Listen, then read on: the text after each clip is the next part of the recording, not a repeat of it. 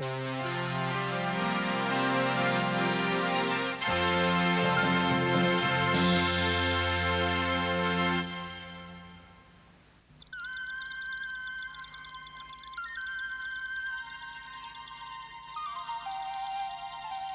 say that the real Scotland is not to be found in a single moment. It will dawn on you more than once as you explore this wonderful country.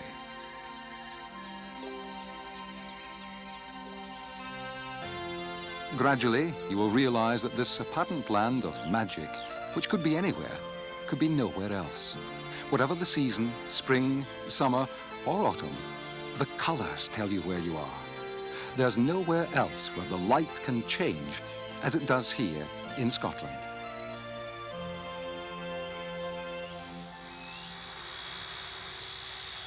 The gateway to Scotland is Prestwick Airport, where travellers from all over the world know that they will find a welcome among a people to whom hospitality is a way of life.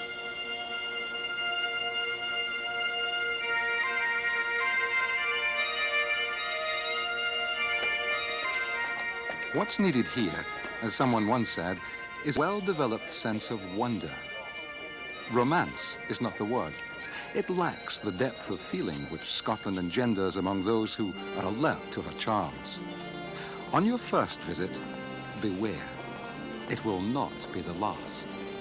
Scotland has a way of drawing people back to know her better. Even the airport is not like just any airport. It's full of the air of God's own country, Scotland the brave.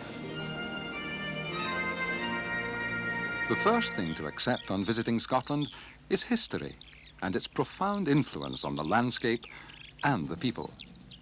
Along the borders, you'll find castles whose ruins could tell you stories which could make your hair stand on end. Hermitage Castle dates from the 13th century, a great stronghold of the Douglas family, who ruled this stretch of the borders with an iron hand.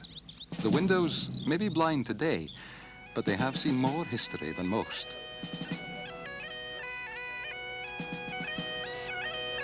The first village you come to when you leave England on the old road is Gretna, at the head of the Solway Firth. It takes its fame from the old blacksmith's shop at Gretna Green, where for 200 years it was legal to marry at the Scottish age of consent, 16, without waiting until the English age, which used to be 21. It's all changed now, but if you ask, the blacksmith will still perform a ceremony over you. And who's to say what special meaning it might have?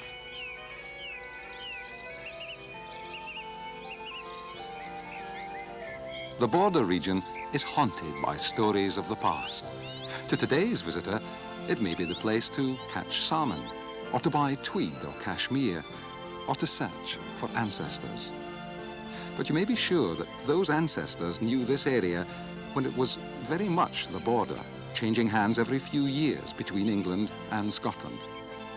The River Tweed, where it runs through Peebles, was then the front line. The chief trade of Peebles since the end of the 18th century has been wool. Traquair House is a fine example of a medieval Scottish house, visited, they say, by 27 kings and queens. The Laird of Traquair still brews his own beer.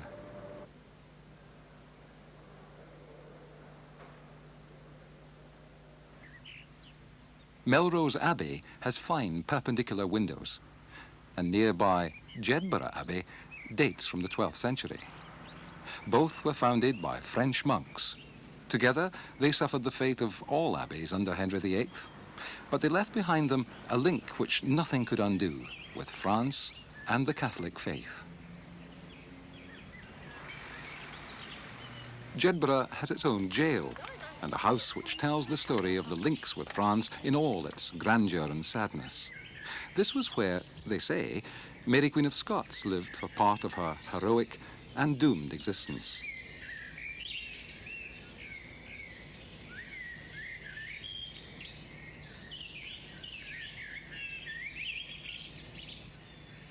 Kelso, too, has a sad and heroic history. Its abbey was the site of one of the last great stands against the English in 1545. It was a prosperous town then. When the battle was lost, the abbey was reduced to its present condition. But what is left of it still stands as a memorial to a people who were prepared to die for their country and their religion. The last of the monks leapt from these turrets onto the pikes and spears of the victorious English. Just a few miles away, Eyemouth is one of the celebrated smuggling harbours of the border country. They used to say in the old days that more people lived under the rocks at Eyemouth than lived on top of them. The smugglers kept themselves to themselves. The fishing went on until the dreadful day in 1881 when the fleet was wrecked and half the women of Eyemouth were widowed in one night.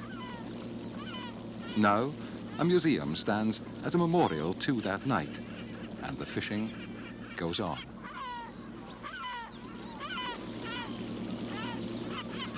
The borders have always been a lively place. When the Douglases held sway in these parts, they needed secure fortresses to keep out their enemies. Tantallon Castle was one which they built in the 14th century. Looming behind it, out to sea, is the Bass Rock, the site of one of the biggest gannet colonies in Europe. St. Abb's Head, not far away, is another famous colony full of rare breeding birds. It's a site of special scientific interest. But the whole of this Lothian coast is a site of interest.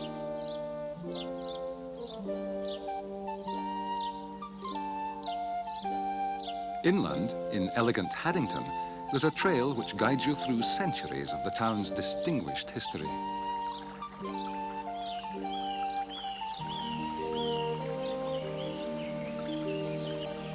The church tower is known as the Lamp of Lothian.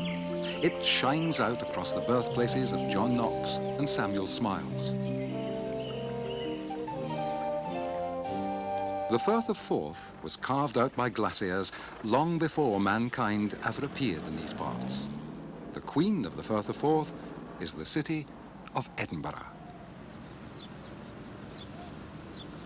It dates back to the 12th century, when the little village grew round the foot of the rock where the castle stands. To the Celts, it was Dunedin, the castle on the hill. The Anglo-Saxons didn't change the name, they just translated it into their own language and called it Edinburgh. The new town was built at the end of the 18th century, when Princes Street Gardens were laid out, together with Princes Street itself, today one of the most famous streets in Europe.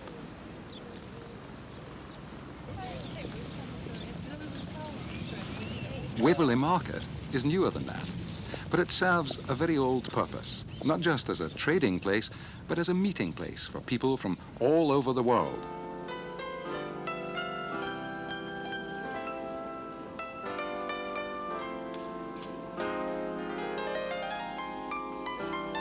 The contrasting sides of Edinburgh are always in view, the modern and the historic spectacle, which has been unchanged for centuries.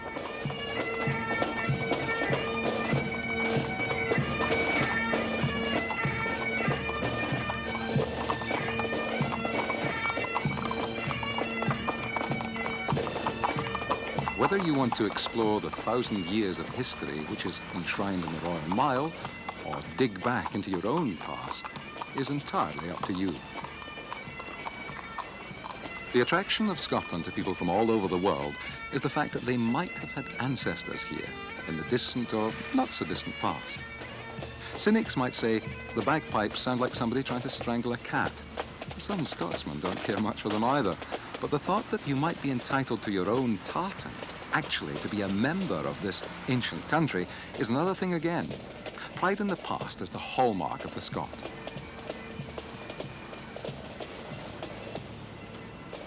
Lady Stair's house, the writer's shrine, and St. Giles Cathedral, the high kirk of the city, are two sides of the same reverence for the great days of old. Holyrood House is the official residence of the Queen when she visits Scotland. The palace is redolent of the grandeur of high Stuart days at the end of the 17th century. Linlithgow Palace was even grander, at one time the favourite home of the Stuart kings. But the interior was burnt out in a fire in 1745, and it's never been the same since. The exterior is still decorated in fine Renaissance style.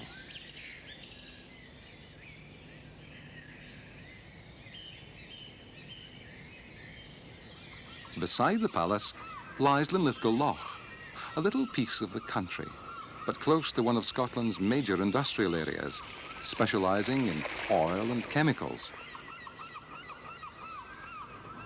Engineering, 2 generations of it, is much in evidence where the old rail and new road bridges cross the Forth.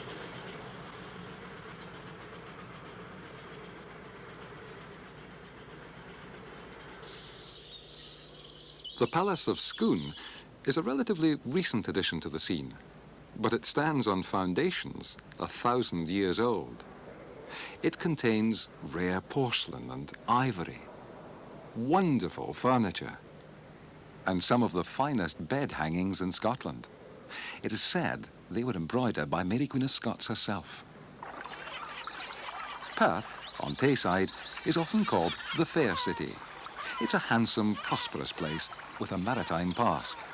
Even now, the River Tay is navigable right up to the town, but the river's not entirely to be trusted. It has washed away 2 bridges and a castle in only the last 750 years.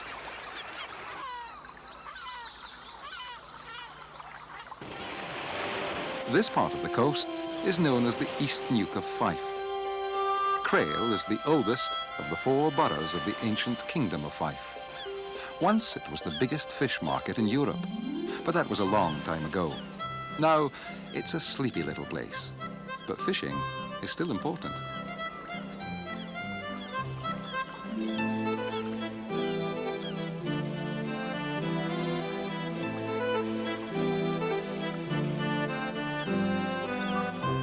Another little fishing harbour 10 miles away is famous for something else again. It was once referred to by a poet as a little city worn and grey. He also remarked that it is by the Northern Sea. Here's a clue.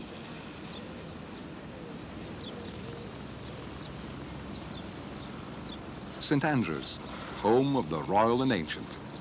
Need one say more? For interest, the record for the old course is 47, set in 1867 by Tommy Morris, who was 17 at the time. The game dates to the 15th century, but its popularity outside Scotland is much newer. Glen Eagles is one of a generation of hotels which was built particularly for golfers. It has 4 courses of its own.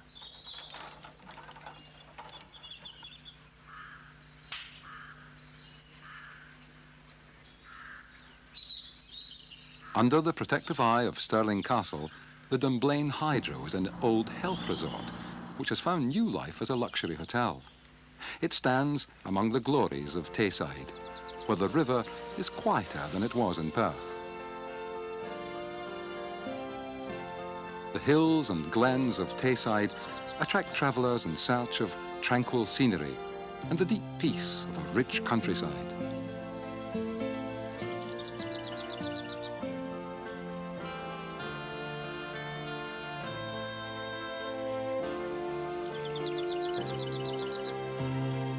The Queen's View near Pitlochry is just that. Whenever Queen Victoria came past here, she would stop her carriage just to gaze down on the beauties of Loch Tummel.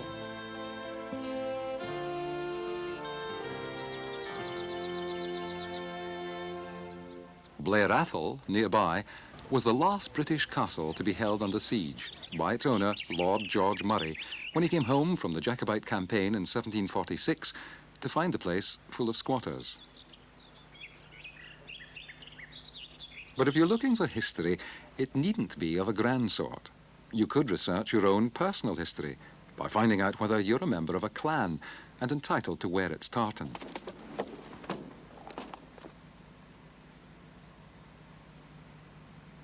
There are about 140 clans, some dating back hundreds of years, and some Victorian. The old Queen was a great one for instant history. Anyone can search among the tartans on show to find out whether they are personally qualified to wear one. Families who do not have a Scottish name may still be allied to one clan or another. The clans were spread overseas by soldiers and engineers, doctors and missionaries, among the millions of Scottish expatriates who went to build the empire. Some famous children of Scotland, that's what the word clan means, found fame in far-off lands under old Scottish names. Others died generations ago to bring their clan honour in a foreign field.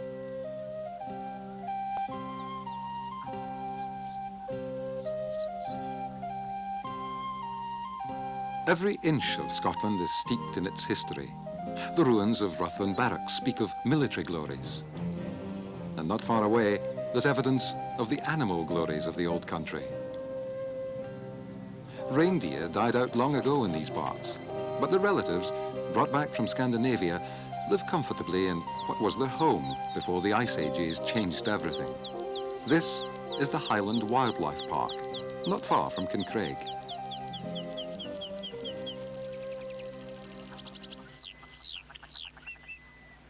Nearby are the Cairngorm Mountains, one of the centres of Scotland's growing skiing industry.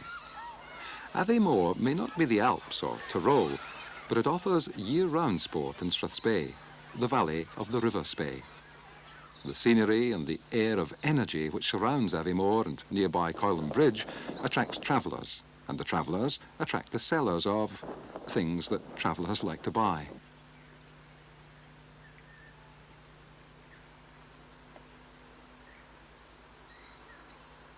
Not all of them are what are usually recognised as Scottish crafts, but there are some which cannot be found elsewhere, like real Scottish heather or genuine shortbread. Water sports are international. There's nothing special about Scottish water until they use it to make whisky, but the scenery sets Lochmorlich apart. In a setting like this, falling off only gives you more time to enjoy the view.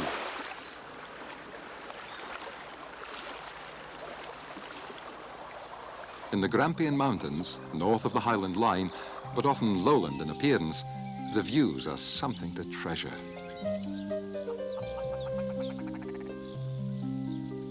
Where the mountains rise above the lowland plateau, they do it properly.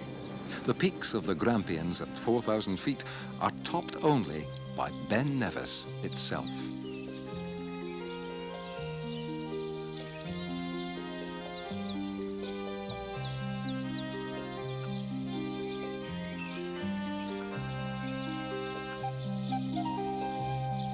The people round here are sturdy, self-sufficient farmers and cattle breeders, and the area is the home of the Aberdeen Angus. It was also where the Romans defeated the Picts over 1,000 years ago.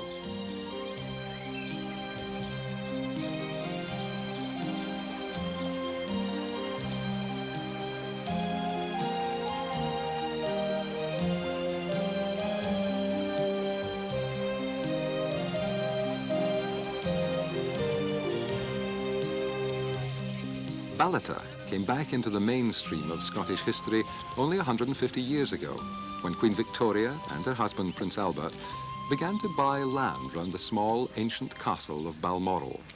Suddenly, the little village became almost part of the royal family. The royal appointment signs, and others no doubt intended for the royal corgis, suggest the wealth of a settled agricultural community.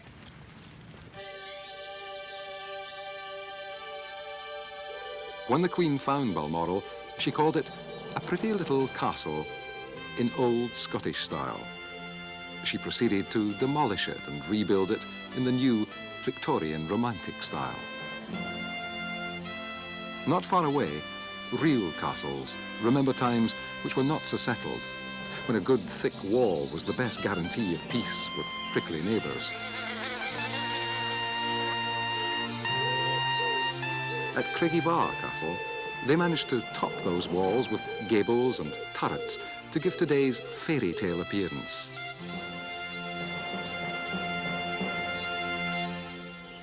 There are even older conflicts remembered here. Lumphanan Peelring is an ancient earthwork from which the inhabitants fought many a desperate last-ditch stand.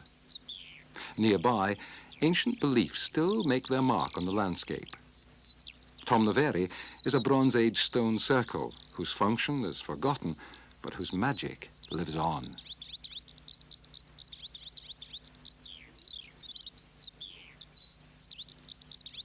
Culsh Earth House, near Aboyne, is Pictish in origin, a memory of an all but forgotten race who were here before the Romans or the Celts who displaced them.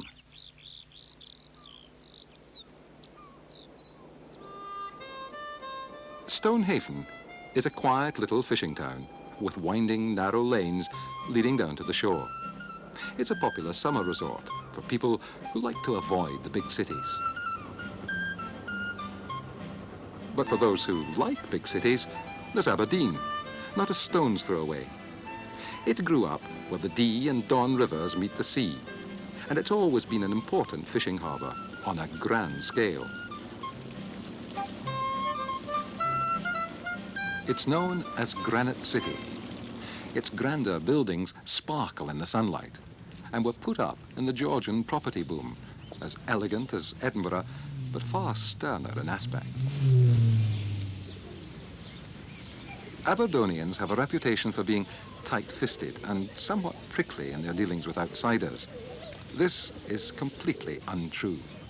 They're as welcoming and open-handed as anyone else in Scotland. They just foster the joke a little at their own expense, and it must be said, to their own benefit.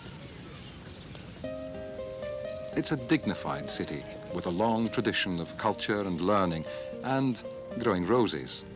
The botanical gardens are as fine as any in the country in this northern outpost of the cactus.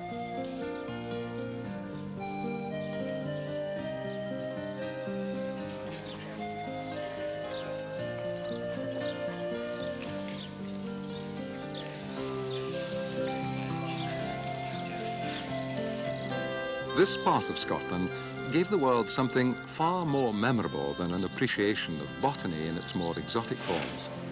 The road from Aberdeen leads to the heart and home of the whisky country. 20,000 people are employed in the making, blending, bottling, and selling of Scotland's greatest gift to the human race.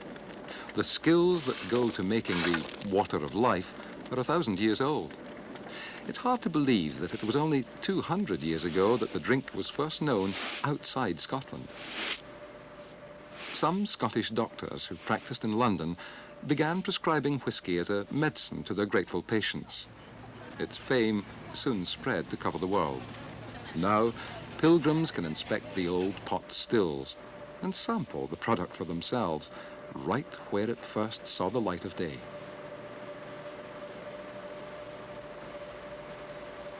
250 years ago, in April 1746, Bonnie Prince Charlie's Jacobites faced the superior forces of the Duke of Cumberland here on Culloden Moor.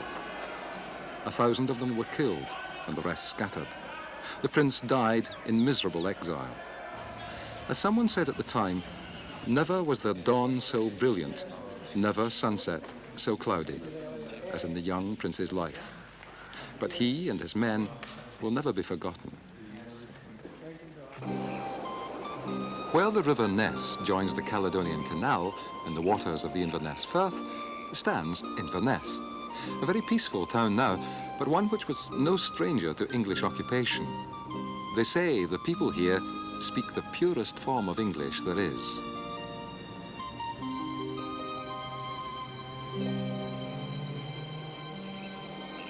Down there on the promontory stands Urquhart Castle, guardian over the most famous stretch of water in Scotland, Loch Ness. Nearby, at Drumnadrochit, is the Loch Ness Monster Exhibition Centre. It contains some good evidence that there is something out there in the dark water, but it's your guess what it might be. Thousands of people have spent thousands of hours staring out across the loch, and still, no one knows for sure whether the monster is a living fossil or pipe dream. Some of the finest scenery in Scotland is here, among the hills of Easter Ross, beside the Cromarty Firth.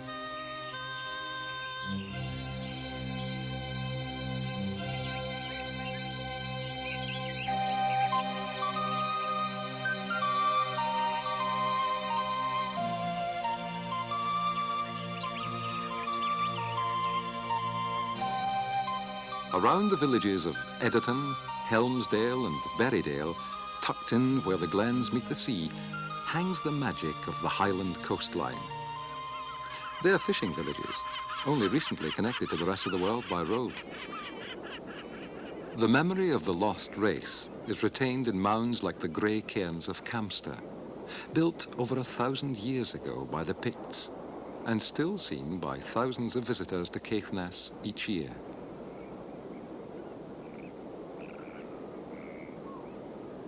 The town of Wick was once the market centre for all the fishing villages.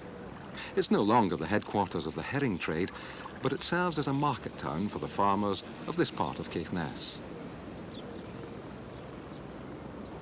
A castle of the Sinclairs stands at the head of Sinclair's Bay, near Wick.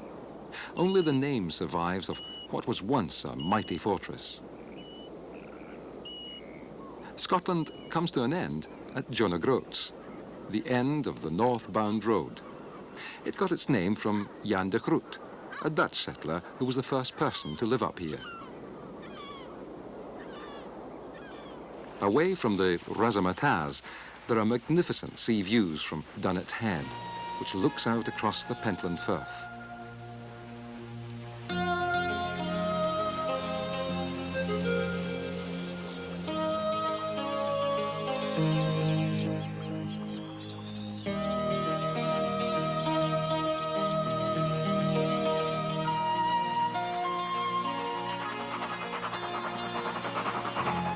From the end of the country, we turn to the west, towards the sunset and the Western Highlands. The train takes us to Glenfinnan, where at the head of Loch Shiel there stands a monument to Bonnie Prince Charlie and all that he stood for.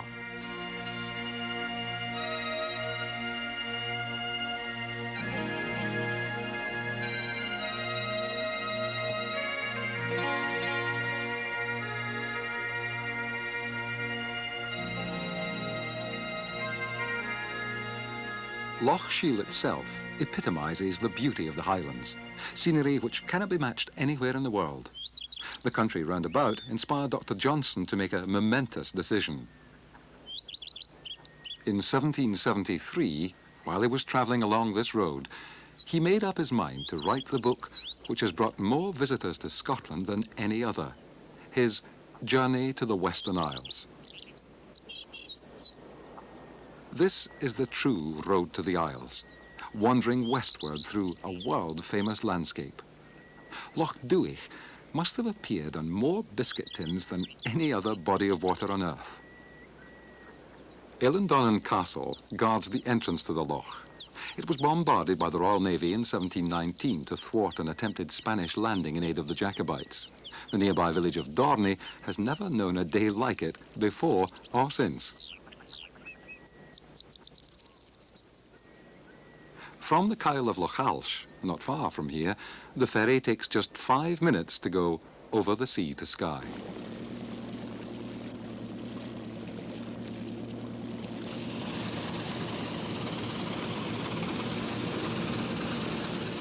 Long before Flora MacDonald carried her prince in her bonny boat, another adventurous lady known as Saucy Mary lived here in Moyle Castle.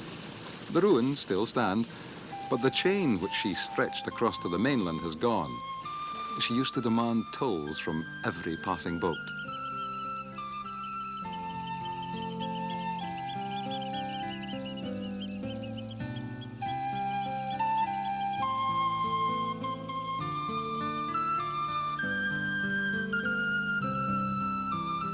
Skye has a quiet of its own, which is not lost on its many visitors.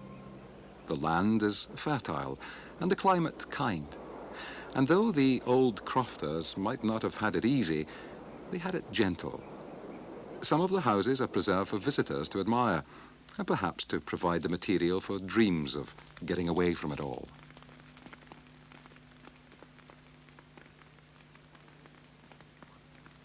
The language, in the Bible as well as on the lips of the people, is Gaelic.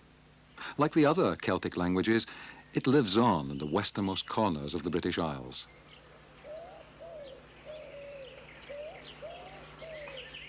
The chieftain of the Clan MacLeod lives in Dunvegan Castle, home of the fairy flag, sacred to all MacLeods.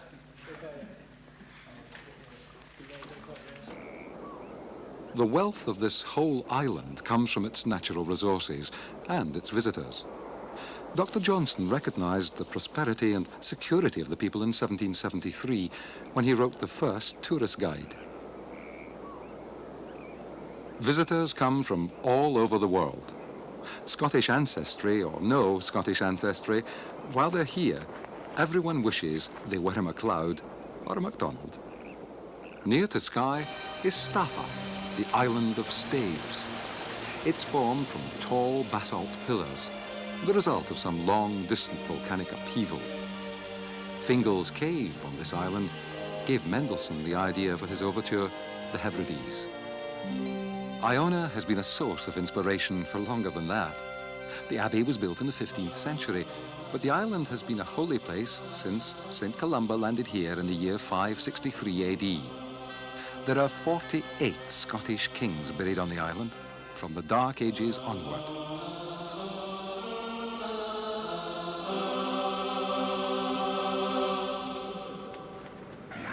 Oban is the most lively of the West Highland resorts, especially popular with yachtsmen.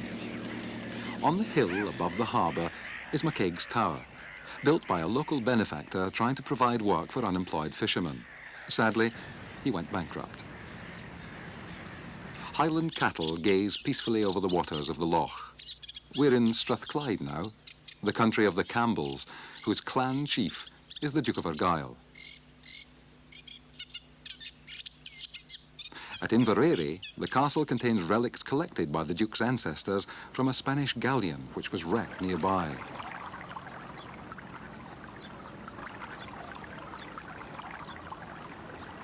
The Auchendrane Museum contains more Spanish remains, together with elements of history of the Campbells and of the way of life of the farmers in the area.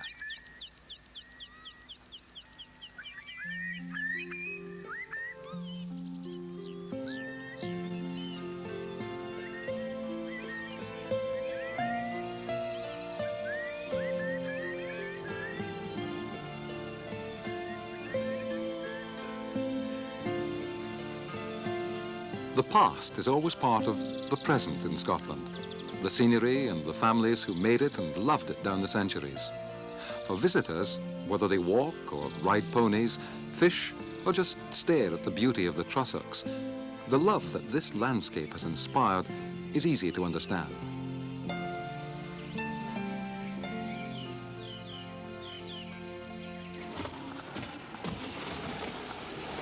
These are the bonny, bonny banks of Loch Lomond, filled with history and legends, and nowadays with people playing on the water.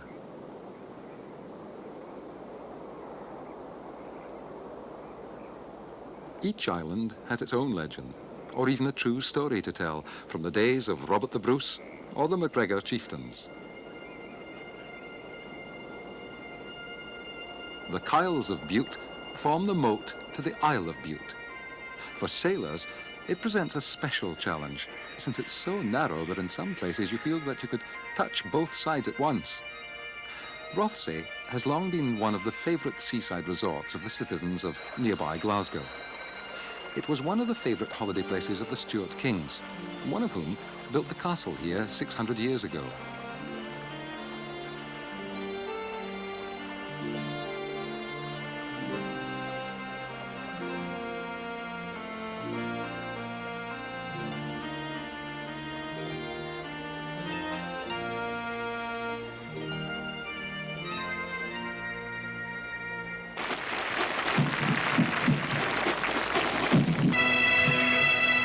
At Dunoon, higher up the Firth of Clyde, every August sees the Cowell Highland Gathering, where over 150 pipe bands compete for trophies, and strong men gather to show their prowess with the hammer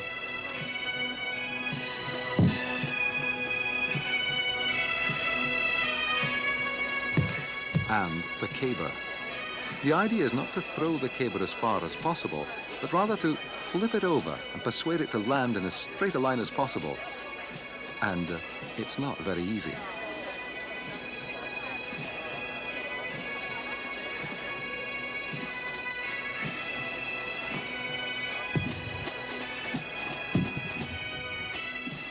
The Queen of the Clyde, the biggest city in Scotland, is Glasgow. Its name is supposed to mean dear green place, and since the city fathers saw fit to make it a smokeless zone and to declare from the city chambers that the building should be cleaned, it's once more the object of civic pride. The grandeur of the city chambers inside express the confidence of the shipbuilders and tobacco barons who built the city.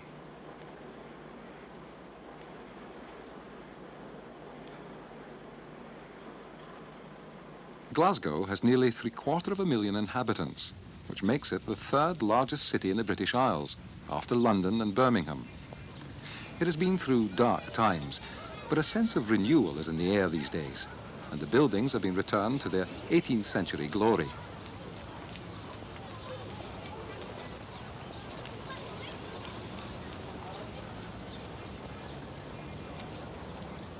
The cathedral has gazed down over good times and bad times since the 12th century, when it was first built and dedicated to Glasgow's patron, St Mungo.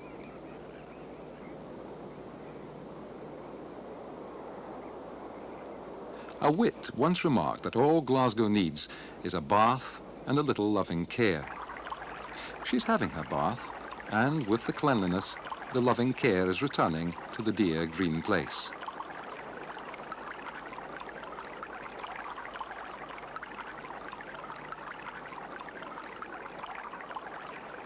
One of Glasgow's wealthiest sons was the man who gave the Burrell collection to his native city in 1945. It is housed now in the specially designed art gallery in Pollock Park.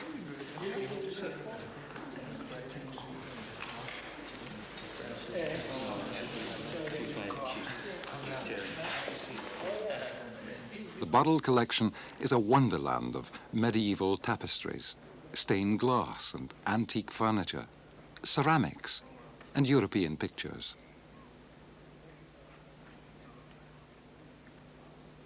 Further down the west coast is a town made famous by one man, Robert Burns, who wrote of his town, "All there, wham ne'er a tune surpasses for honest men and bonny lassies." His poems will live for as long as there's a Scotsman alive. There are museums and memorials to him all over this region, particularly in his birthplace, Alloway. Here, the great day is recorded.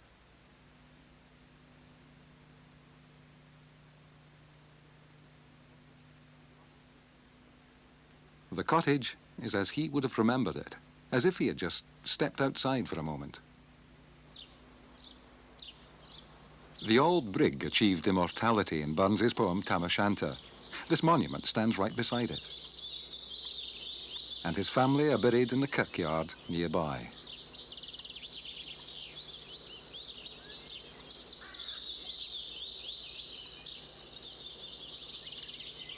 Culzean Castle was rebuilt by the celebrated architect Robert Adam for the Kennedy family, who needed a new home because they had to leave America, where they'd lived until then, during some troubles in 1776. It must have been a shame to leave their old address, number 1 Broadway, but the new one had a lot to offer, especially in the way of scenery.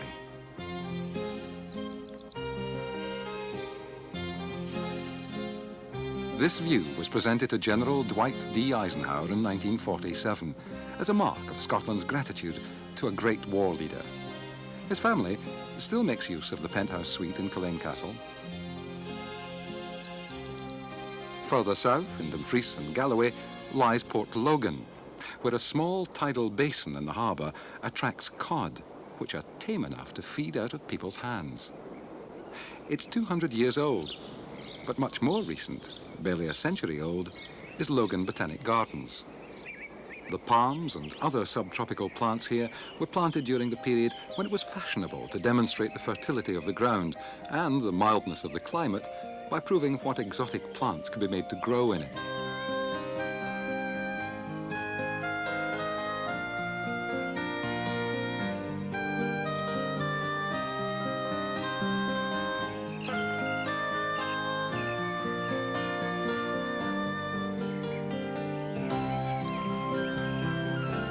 In other gardens, the emphasis is on the natural, But Logan House offers an insight into the philosophy of Victorian gardeners and attracts an endless stream of visitors.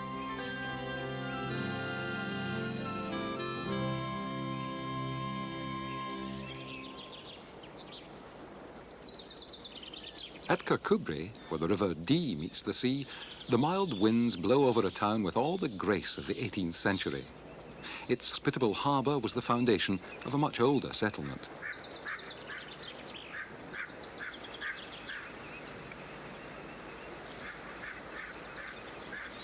There are houses dating back over 400 years.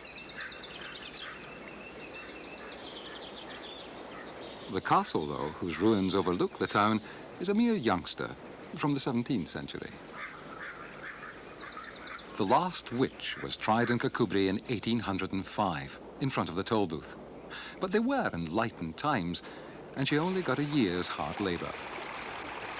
In Dumfries itself, only 24 miles from Gretna, where our journey began, the memory of Robert Burns is still bright.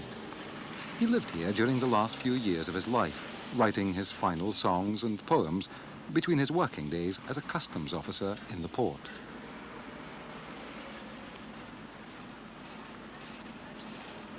The Burns Museum is in the house where he died. Burns is often taken as the voice of Scotland, but she has many voices. Loch Duich is the public face of the country, but she has many faces. The only way to appreciate her contrasts is to pay her a visit.